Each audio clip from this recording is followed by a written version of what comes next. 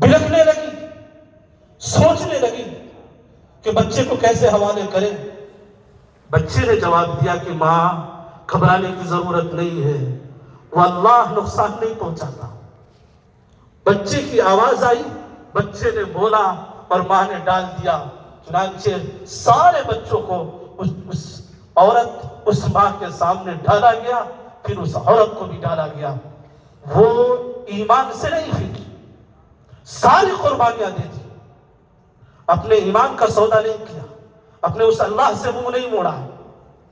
ضرورت ہے اس بات کی کہ ہم بھی کتنے بھی خطرناک حالات ہو، اپنے ایمان سے کوئی سودا نہیں کرے، ایمان پر قائم رہے، اللہ پر اعتماد کرے۔ طاقت فرعون کے پاس بھی تھی، طاقت شداد کے پاس بھی تھی، طاقت نمرود کے پاس تھی، نمرود نے بھی خدائی کا دعویٰ کیا تھا۔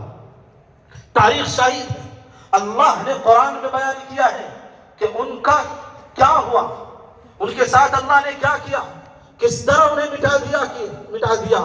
ساری خدائی کے دعویٰ کرنے والے مٹ گئے۔ فَلَمَّا تَرَى الْجَمْعَانِ قَالَ أَصْحَابُ مُوسَىٰ إِنَّا لَمُدْرَكُونَ۔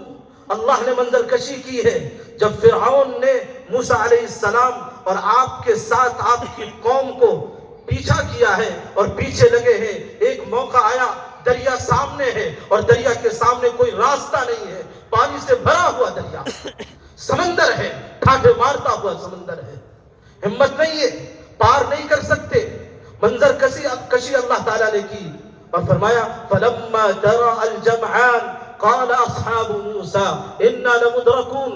گھبرا گئے موسیٰ کے لوگ، موسیٰ کے ساتھ جو لوگ تھے وہ گھبرا گئے، ڈر گئے اور کہا موسیٰ علیہ السلام سے کہ ایسا محسوس ہوتا ہے کہ ہم پکڑے جائیں گے، اِنَّا لَمُدْرَكُونَ، ہم گھیر لیے جائیں گے، ہم ہلاک کر دیے جائیں گے، ہم مار دیے جائیں گے۔ موسیٰ علیہ السلام نے کیا جواب دیا؟ إِنَّ مَعِيَ رَبِّي سَيَهْدِينِ فَأَوْحَيْنَا إِلَى مُوسَىٰ أَنِ اضْرِب بِّعَصَاكَ الْبَحْرَ فَانفَلَقَ فَكَانَ كُلُّ فِرْقٍ كَالطَّوْدِ الْعَظِيمِ۔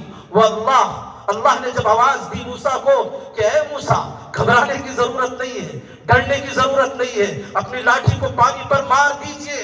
موسیٰ نے مارا، لاٹھی مارا، اس اللہ نے چیر کر کے سمندر کو راستہ بنا دیا۔ قرآن نے بیان کیا ہے اس انداز سے راستہ بنا کہ ایک طرف ایسا محسوس ہوتا ہے کہ ایک پہاڑ کھڑی ہو گئی، ایک طرف دوسری پہاڑ کھڑی ہو گئی، اور مسلمانوں نے، ایمان والوں نے، اللہ کے نبی نے بہترین طریقے سے، آسانی کے ساتھ اس دریا کو پار کیا۔